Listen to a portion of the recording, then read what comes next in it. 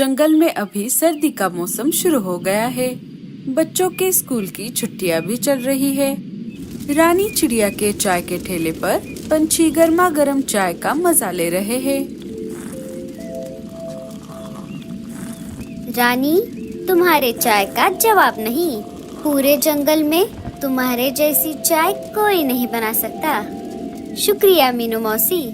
हाँ मीनू मौसी, इसीलिए तो हम सब घर पर चाय पीने के बजाय रानी के हाथ की चाय पीने के लिए यहाँ आते हैं। और अभी तो सर्दी का मौसम भी शुरू हो गया है, इसीलिए रानी के हाथ की गर्मा गर्म चाय पीने में और भी मजा आ रहा है। कालू भैया, लाडो, आप दोनों का भी बहुत बहुत शुक्रिया। साथियों, सर्दी का मौसम शुरू हो गया है। हमें हमारे घोंसले सर्दियों के लिए मजबूत बनाने होंगे। सारे आपस में बातचीत कर ही रहे थे, तभी राजा जी के महल से सूचना पंछी सूचना देने के लिए वहाँ पर आ जाते हैं। सुनो सुनो सुनो, सारे जंगलवासी सुनो। जंगल में सर्दी का मौसम शुरू हो गया है। उसी बारे में बात करने के लिए आज दोपहर ठीक 1 बजे राजा जी ने सबको अपने महल में बुलाया है।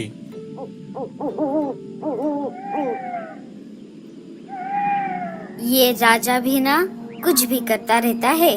इसके पास करने के लिए कोई काम नहीं है, इसीलिए अब ये हम सबको बुलाकर बोर करेगा। अरे मीनू मौसी, आप ऐसा क्यों बोल रही हो? राजा जी ऐसे ही हमें महल में क्यों बुलाएंगे? साथियों, अभी दोपहर होने में टाइम है।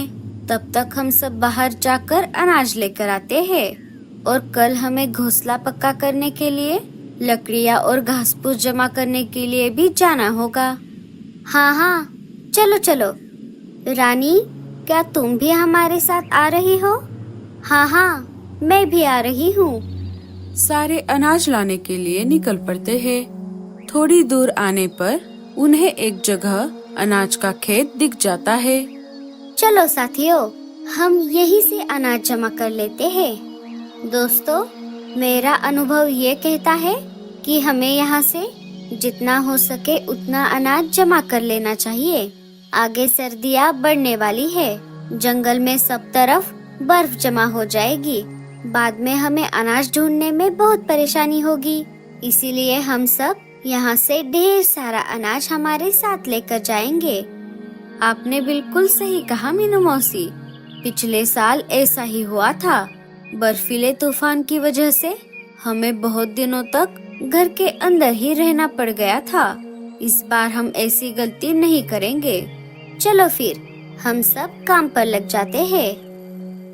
सारे पंछी देर न करते हुए जितना हो सके उतना अनाज जमा कर लेते हैं। अनाज जमा करने के बाद सारे वापस अपने जंगल की ओर निकल पड़ते हैं।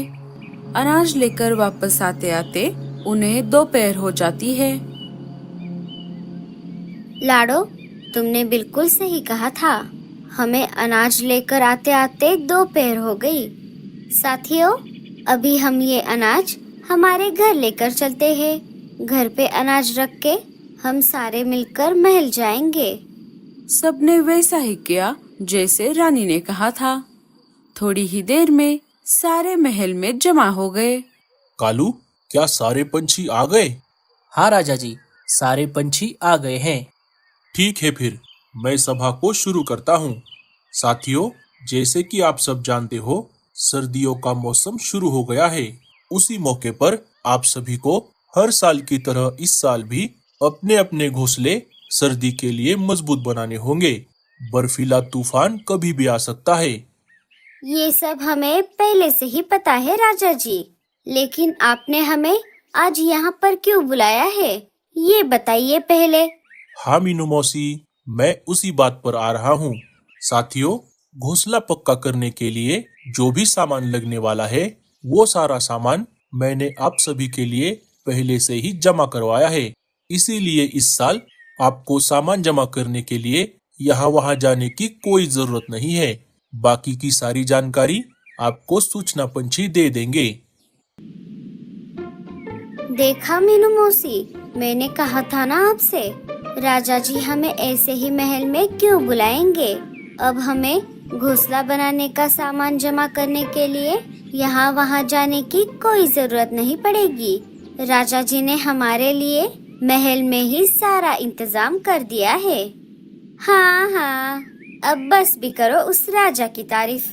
अगर सामान देने के बजाय डायरेक्ट घोंसले बना के दिए होते तो मैं मानती। साथियों, अब हमें घोंसला बनाने के काम में लग जाना चाहिए। हाँ हाँ, चलो चलो। सारे एक एक करके अपने अपने जरूरत के हिसाब से सामान ले लेते हैं और अपने घर की तरफ निकल पड़ते हैं, सिवाय रीमा, भूरा और मीनू मौसी को छोड़कर। अरे भूरे, क्या तुझे सामान नहीं लेना?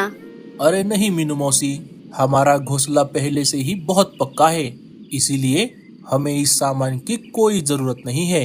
लेकिन आपका क्या? आपने भी तो सामान नहीं लिया। मेरा भी कुछ ऐसा ही है। मैंने हाल ही में मेरे घोंसले की मरम्मत करवाई है। मुझे भी ये सामान नहीं चाहिए। चलो, मैं चलती हूँ। हाँ हाँ, चलो, हम भी आ रहे हैं। तीनों महल से निकल पड़ते हैं। 2-4 दिन बीत जाते हैं। जिन जिन पंछियों ने महल से सामान ले लिया था, उन्होंने तो अपने अपने घोंसले पक्के कर लिए।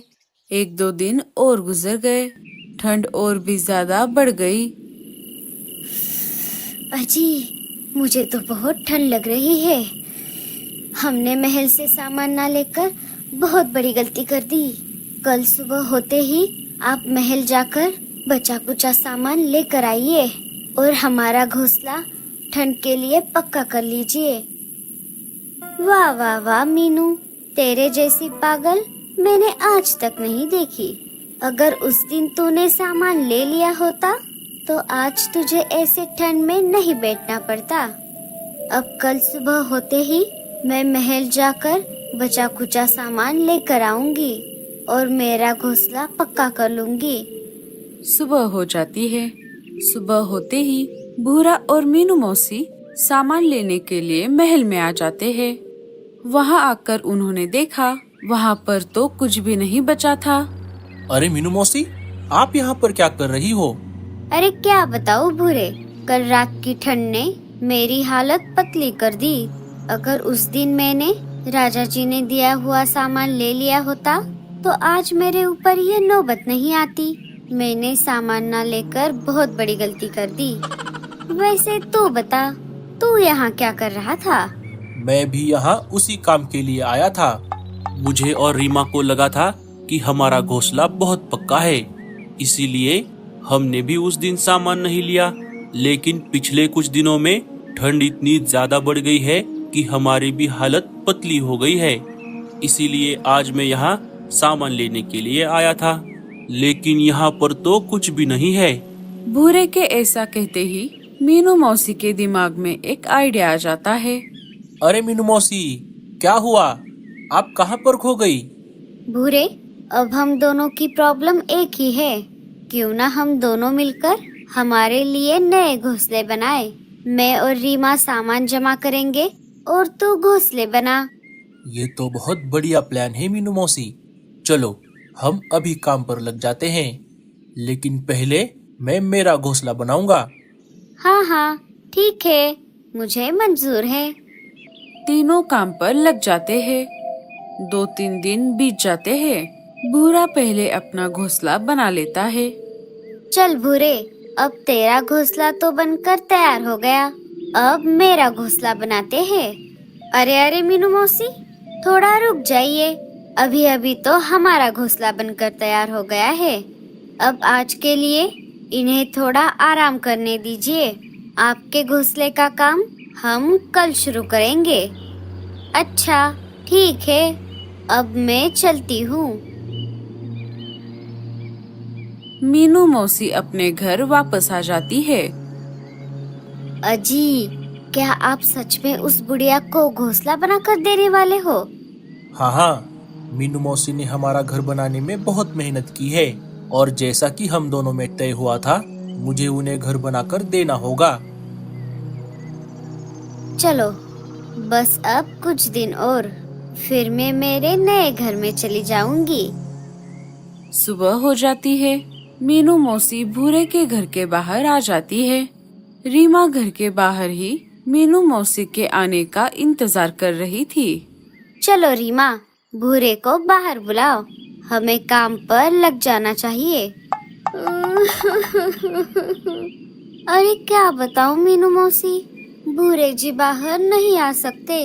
क्यों, क्या हुआ भूरे को? उनकी तबीयत बहुत बिगड़ गई है। डॉक्टर ने उन्हें 2-4 दिन आराम करने के लिए कहा है। अरे बाप रे, अगर ऐसा है तो कोई बात नहीं, तुम भूरे का ध्यान रखना। अगर तुम्हें किसी चीज की जरूरत पड़े तो मुझे जरूर बुला लेना। अब मैं चलती हूँ। मीनू मौसी के जाते ही रीमा घर के अंदर चली जाती है। रीमा, ये हमने बहुत गलत किया। हमें मीनू मौसी के साथ ऐसा नहीं करना चाहिए था। आप चुप रहो, हमने कुछ गलत नहीं किया। अभी हम हमारे नए घर में हैं, बाकी जाए तेल लेने। उन दोनों की बातचीत मीनू मौसी चुपके से खिड़की से सुन लेती है और चुपचाप वहाँ से चली जाती है। चलो कोई बात नहीं, अब मैं अकेली ही मेरा नया घोंसला बनाऊंगी। उसके लिए मुझे पहले सामान जमा करना पड़ेगा। दोस्तों, अब आगे क्या होगा देखते हैं अगले पार्ट में।